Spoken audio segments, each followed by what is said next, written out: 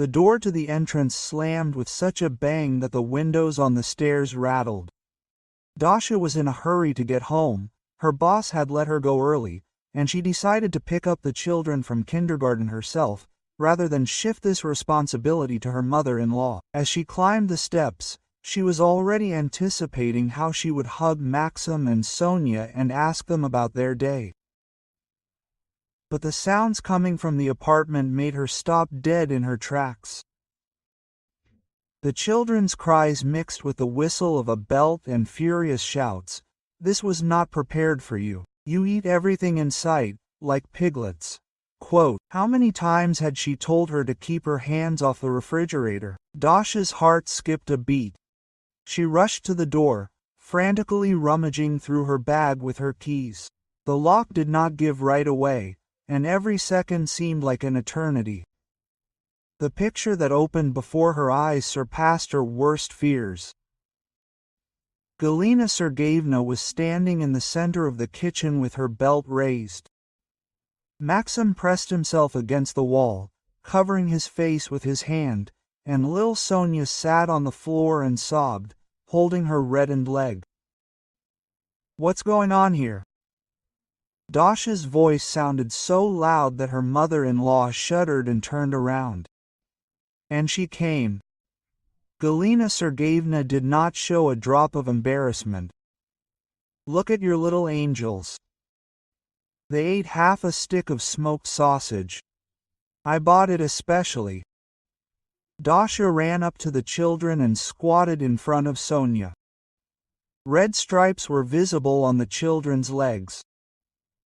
"Mommy, we just wanted to eat," Maxim sobbed. "Grandma said that they would only give us food in the evening. How dare you raise your hand to my children?" Dasha stood up and turned to her mother-in-law. Such a fire blazed in her eyes that Galina Sergeyevna involuntarily retreated. They wanted to eat, normal, healthy children. And you beat them for a piece of sausage. For a piece? The mother-in-law got mad. They ate 300 rubles worth of sausage. That's not why I'm trying. I save on myself so that these gluttons can eat everything often. You save on yourself. Dasha looked at her mother-in-law's new blouse. At her fresh hairdo. You've never saved on yourself. Oh, I see. Galina Sergeyevna threw her belt on the table. Since you're so smart, since I'm so bad, then support your children yourself, and I won't help anymore. At that moment, a familiar sound was heard in the hallway. Her husband was returning from work. Andrei appeared at the kitchen threshold and looked around at the assembled group in confusion. What happened? Why is everyone shouting? Ask your mother, Dasha muttered through her teeth. She beat her children with a belt for eating. Andrei looked uncertainly at his mother, then at his wife. Mom, what are you saying? They are children.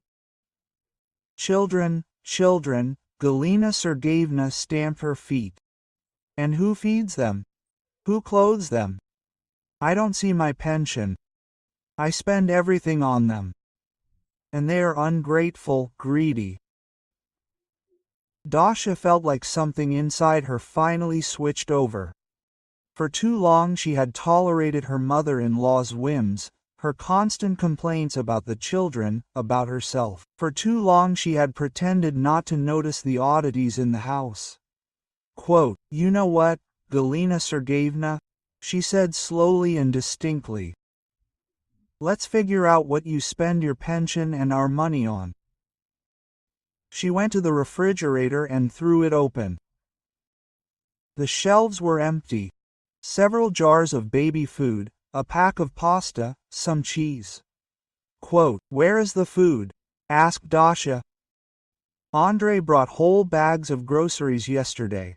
Quote, sat down, muttered the mother-in-law, but her eyes darted around. Sat down?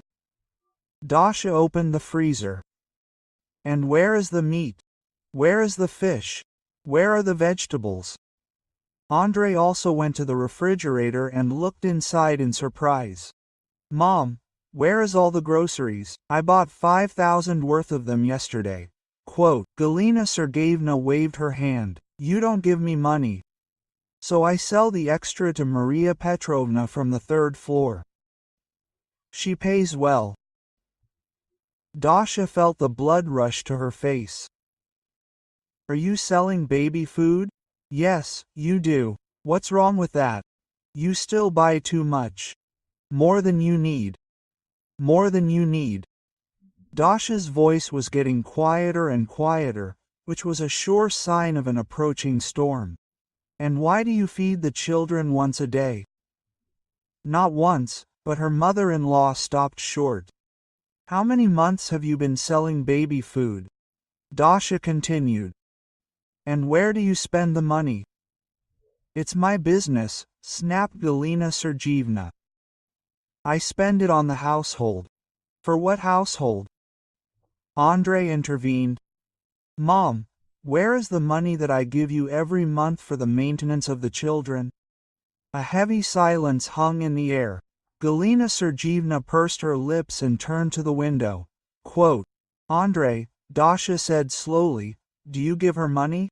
Of course, her husband nodded. 20,000 a month. For food for the children, for their clothes. When was the last time you gave it to her? Andrei thought. The day before yesterday. No, wait. He scratched the back of his head, probably 2 months ago. 2 months ago. Dasha exploded. And where was the money all this time? Well, you see, I have problems at work. An important project got stuck. I wanted to relax a little, play games. I bought a new computer, upgraded my account. Andrei's voice was getting quieter. And then Mom helps, cooks, sits with the children. Helps. Dasha's voice rang out like a taut string. She starves the children and sells the food. Do you understand that, Galina Sergeyevna? She turned around abruptly. I don't starve anyone. I feed them. I just don't let them eat everything. You feed them once a day, Dasha shouted. And that's with leftovers. And they are growing children. Nothing will fall apart, the mother-in-law waved her off. In our time, children ate even less. Dasha looked at Maxim and Sonia. The children were thin and pale. She always attributed this to their active growth, to the fact that they moved a lot. But now everything fell into place. Quote, and your pension? She asked her mother-in-law. Where does your pension go? It's none of your business. It's mine too. You live in our apartment, eat our food. In ours, Galina Sergeyevna grinned. The apartment is registered in my name. I let you in. Andrei coughed guiltily. Dasha, the apartment really is Mom's. We're just registered there. And that's why you think you have the right to starve your grandchildren. Dasha didn't back down. I'm saving for the future. My mother-in-law couldn't take it anymore. I'm saving for a dacha. I need a vacation too. For a dacha? Dasha was overcome with such a wave of rage that her hand started shaking. You're saving for a dacha while your children are starving. At that moment, their neighbor Maria Petrovna appeared in the doorway. The woman was holding a bag in her hands. Galina Sergeyevna, here's your money for today's groceries. 800 rubles. As agreed. She handed over the bills, but when she saw the faces of those present, she became embarrassed. Quote, I'm probably at the wrong time. Very much at the right time, Dasha said and turned to her neighbor. Maria Petrovna, how long has my mother-in-law been selling you groceries? The neighbor looked at Galina Sergeyevna in confusion, then at Dasha. Yes, for about 4 months now, I guess. It's very profitable, cheaper than what they sell in the store. True, At first she said that you had a lot of extra stuff, and then she admitted that she just needed money. What money for? Asked Dasha.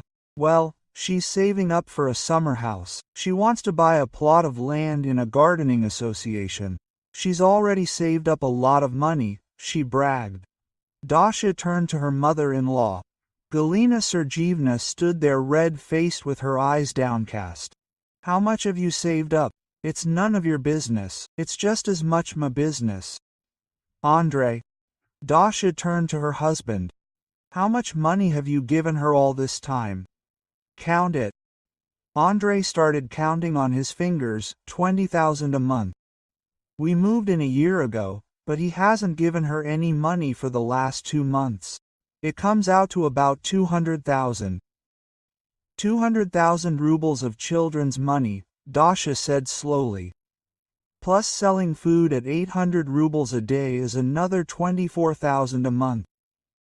Almost 100,000 in 4 months. Total 300,000 rubles.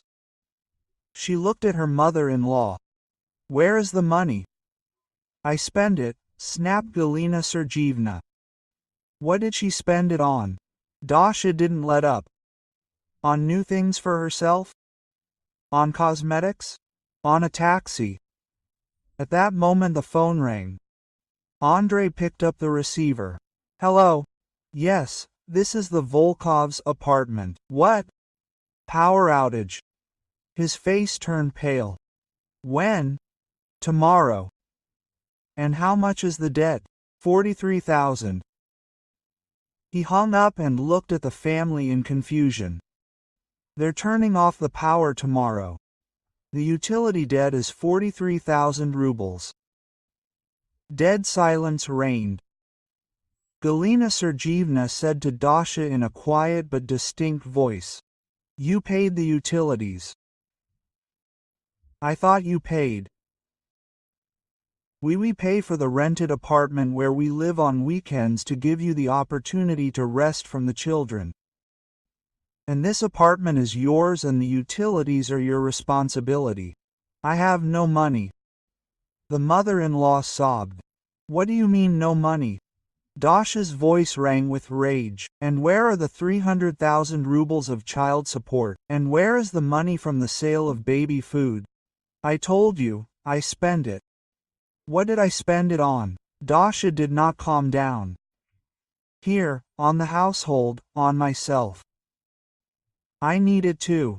Maria Petrovna coughed delicately. Forgive me for interfering, but Galina Sergeevna recently bragged that she had already saved 400,000 for a dacha. She said that she would soon buy a plot of land. Dasha felt the ground slipping out from under her feet. 400,000 rubles. Money intended for the children. Money that could feed the family for a year. Money that is not enough to pay for utilities. Where is the stash? She asked in an iron voice. What stash? Galina Sergeevna tried to lead away. Don't play with me, Dasha exploded. You starved my children for 6 months, sold their food, didn't pay the utilities. And all for the sake of your stupid dacha. She rushed into her mother-in-law's room. The others followed her. Dasha began to methodically examine the closets, bedside tables, look under the mattress. Quote, You have no right, Galina Sergeevna screamed. This is my room, and these are my children, Dasha snapped. In an old suitcase standing on the mezzanine, she found a thick envelope, emptied its contents onto the bed. Bills fanned out, both 5,000 and 1,000 ruble ones. Quote, Let's count, Dasha said and began to count the money. It came to 420,000 rubles. Quote, Here they are, she said, showing the money to her husband. Children's money. Money that was supposed to go towards their food, clothing, development. But instead the children were starving. She was saving up for a dacha. Andrei sank into a chair, his face fell. Mom, how could you? Galina Sergeyevna tried to justify herself. I didn't know that there would be debts for utilities. I thought you only thought about yourself, Dasha interrupted her. About your desires. And the children? Children are just a burden for you. She took the children by the hands. Maxim, Sonia, go pack your things. We're leaving. Where are we leaving? Asked Maxim. To Grandma's. To my mother. No one will beat you there for wanting to eat. Dasha, wait, Andrei tried to stop her. Let's sort this out. Let's sort this out calmly. She turned to him. Your mother starved your children for 6 months. Yours? And you spent their money on games and alcohol. What is there to figure out? But I didn't know. I didn't know, Dasha grinned. And why didn't I inquire? Why didn't I ever ask how the children were, what they were eating, how they were feeling? Andrei was silent. He really didn't know what to answer. An hour later, Dasha and the children were already sitting in a taxi. The children's documents, their most necessary things, and 43,000 rubles from their mother's stash, exactly the amount of the utility debt, were in her bag. Mom, are we not going to live with Grandma Golia anymore? Sonia asked. No, baby, we won't anymore. And what about Dad? Dad will decide for himself who he will live with, us or his mom. The next day, Dasha filed for divorce. Through a lawyer, she demanded that Galina Sergeyevna reimburse the funds spent improperly and compensate for the moral damage caused to the children. The court found the claims justified. Galina Sergeyevna was forced to return all the money and pay additional compensation. Andrei tried to apologize, promised to change, assured that he would be a better father. But Dasha had already made her decision. She had believed promises for too long, hoped for changes for too long. 6 months later, when all the formalities were settled, Dasha and the children moved into a new apartment. Maxim and Sonia recovered, cheered up, became ordinary children again, curious, active, cheerful. Galina Sergeyevna was left alone in her apartment. The dacha was never bought. All the money went to compensate for the damage.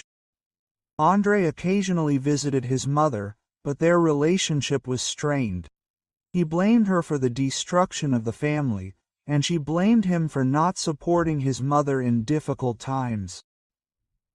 Sometimes, passing by the playground, Galina Sergeyevna saw children playing and remembered her grandchildren. But it was too late. Too late she realized that by saving on children for the sake of her own whims, she had lost the most precious thing her family. And Dasha learned the main thing. No one has the right to hurt her children. No one, even under the guise of caring for the family. Thank you for listening to the end. If you found the story interesting, subscribe to the channel and like it so you don't miss new videos.